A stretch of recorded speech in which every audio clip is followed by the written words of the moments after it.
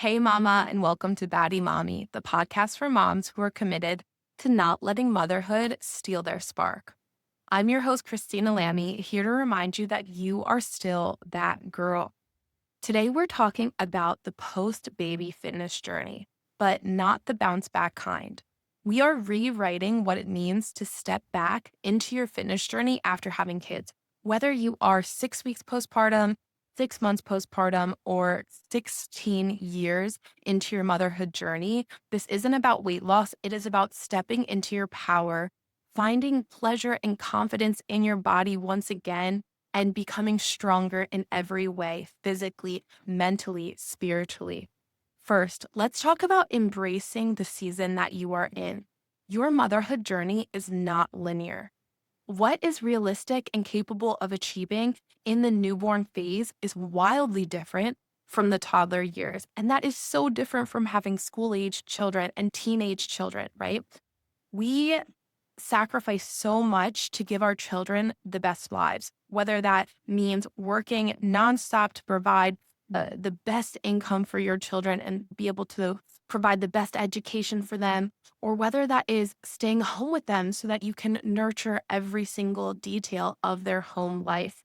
Whatever decisions you make about what makes the most sense for your motherhood journey, the reality is that the best thing that you can give your kids is the best version of you.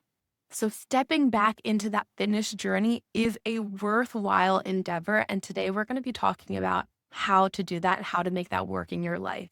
Your fitness journey is on your timeline. It's not determined by your friends having kids around you or people on the internet that you see that are bouncing back after having children. The pace of your progress depends on so many factors in your life. We are going to talk about 4 factors. The first one is your level of support and the age of your children, because both of these things determine directly how much time you have to dedicate to your personal fitness. The second point that we're going to be talking about is your personal interest in fitness and finding something that you love to do so you want to do it every day. The third thing is your ability to create systems in your life that support consistent workouts. And the fourth point is your ability to set boundaries and say no to things so you can say yes to your personal fitness journey. We will touch on these throughout the episode, but I want to start out by saying something clearly.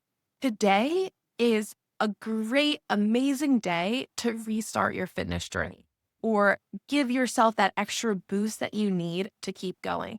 There is nothing more powerful for your confidence than reconnecting with your body and feeling strong. Again, it's not about a number on a scale. It is about feeling radiant, healthy, feeling proud of yourself. Movement builds confidence, and that confidence spills into everything in your life. It spills into the energy, the way that you show up in social settings, the way you show up at work or for your children. It shows up in your parenting, the amount of patience that you have with your kids. It shows up in pretty much every aspect of your life. Your confidence shows up in every part of your life, and your confidence is influenced by the amount of movement you get in your life. So movement impacts so many different aspects of your life. Today is a really great day to get the ball rolling or keep that ball rolling. All right, let me share a little story about my own personal fitness journey because I know how discouraging it can feel after having children and to be not back to ground zero. I was like, okay, I'll be back to ground zero. It's like being back to negative, right? Because grew up playing sports my whole life. I've always known what it felt like to have a at least moderate level of physical activity capability. So before having children, I could do a full power yoga class and do every single chaturanga, right? Which is basically like doing 30 push-ups throughout a 60-minute yoga class. And I felt so strong, so powerful. And after having children, I totally lost we all do, lose our entire core strength. And on top of that, I was heavier than I've ever been. So all of that equaled me not being able to do even one full chaturanga. And I was so discouraged by this. Like literally my body would just flop to the floor in a way that I've never experienced before. So when I started working back to being able to do chaturangas again, I reminded myself to celebrate the small wins. I celebrated when I could do one chaturanga. I celebrated when I could do 5 in a yoga class. I celebrated when I could do 10 in a yoga class. And to be honest, I'm not back at being able to do full chaturangas through an entire yoga class, but I'm still celebrating the small wins. And what I want to say about that is it's so easy when you are working back towards your fitness journey to let your mind say things like, oh, I can only do one chaturanga. Then you get to 5, then you say, oh, I can only do 5, because you are comparing that present moment with a previous version of yourself that have not gone through the whole process of making an entire baby in your body and birthing that baby out. Like you are comparing yourself to a previous version of yourself. And that thought process is a trap. That thought process is so discouraging and will not be valuable for you on your journey. So don't let yourself fall into that mental trap of saying, oh, I can just do this much, even when you're progressing. Celebrate the small wins. Every single rep, every single additional chaturanga is a reminder that you are coming back to yourself. So let's talk about your level of support and the age of your kids, because this will directly determine how much time realistically you have for yourself and your personal fitness. Let's be real. Finding time to work out, finding time to do anything after having children is difficult. And when it comes to support, I have lived on both ends of the spectrum. The first few years of my children's lives, we have been traveling between the US and Saudi Arabia. So my husband's family is from Saudi Arabia. This is where he works. And my family's in the US. So every 2 to 3 months, we were switching between Saudi Arabia and the US. When we were in the US, we were staying with my parents, and they are very active grandparents. So we had help almost daily with our children. I knew that when you have a lot of support, you are able to get in workouts every single day if you want to.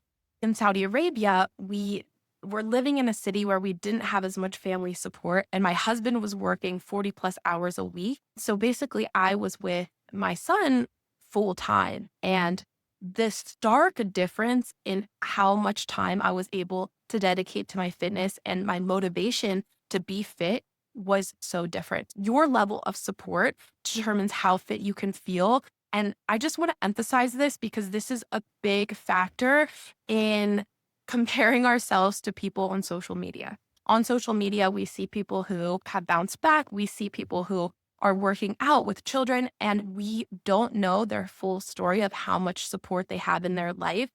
I read something that was like the secret nannies of Instagram, where we see these super fit moms who are achieving everything, but we don't see the nannies in their life. We don't see the extra support they have. We don't see the grandparents who are coming over every day. We don't know their level of support. If you can create more support in your life, I am a huge proponent for this. Like, I am so supportive of you finding more support in any way you can. Even if you're a stay-at-home mom, you still need support. And every single mom needs more support. If you can budget that in and hire like some childcare here and there and use that time to get to the gym, then absolutely do that. But that might not be possible in your life right now. And if that's not possible, you can still do this. You can still get fit again after having children. You just have to start with redefining what fitness looks like for you. For too long after having children, I held on to this idea that being fit meant that I needed to go to the gym for 1 to 2 hours a day and go to a yoga class. So if you are holding on to this idea that being fit is like this 3-hour endeavor in your day, that is never going to work into your life after having children. So forget the fantasy of going to the gym and having a 3-hour gym session that is for people before kids and people when their kids are much older. But right now, you need to find the fitness that works in your life. So that brings me to point 2, which is your personal interest in fitness. We often think that people who are super fit have this connection with fitness that we just do not, right? We see these people who are running marathons, who are getting to the gym every single day, and we're like, wow, they just are innately connected with fitness in a way that we are not. That is not true. A lot of those people, a lot of those moms who have bounced back, a lot of these influencers that we see who are at the gym every single day, they don't have this magical discipline. They have found what works for them and what is accessible in their life and what they enjoy. Find movement in your life that you actually like. For me, that's yoga. For you, maybe that is dance, maybe that's strength training, maybe that's running. If you don't like something, let go of the things that you think you should be doing. If you think, oh, I should be running, I should be strength training, I should be doing yoga, but you don't like that, don't do it and find something you do. If you like playing pickleball every day, go out and play pickleball every day. Find those exercises that work, that you look forward to, that you can work into your daily life, and let go of the things that you don't. If you can do home workouts, that's great. I have never been very good about doing home workouts. But the one thing, when you have toddlers, right? If you are listening to this and you have toddlers and you are finding it hard to get to the gym, something that is a really good workout is Danny Go. I feel like I used to turn this on for my toddler sometimes just so he would jump around or something. And I would sometimes jump with him.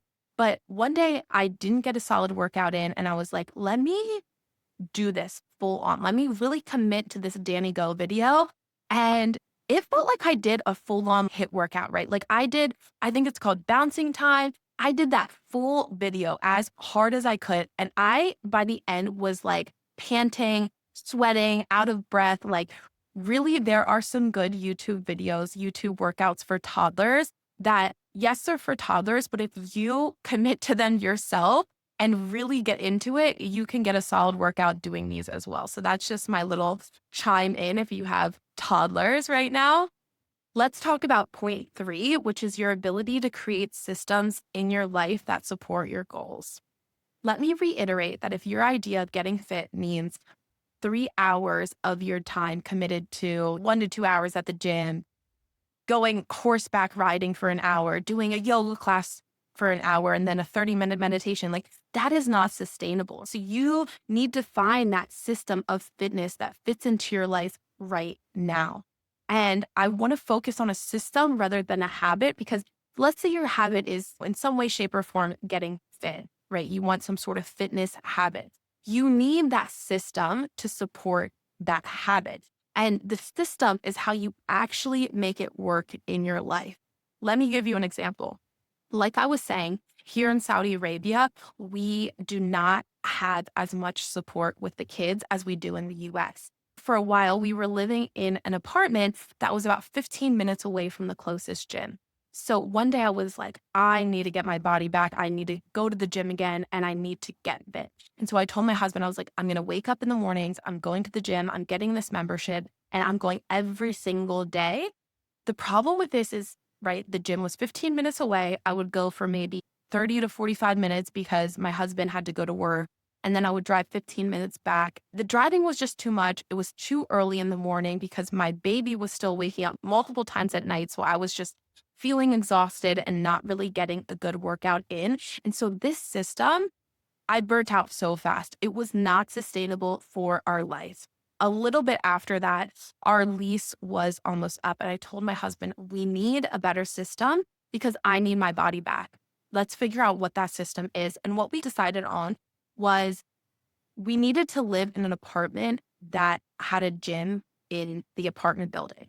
That one shift allowed me from working out from 1 to 2 times a week to 4 to 5 times a week.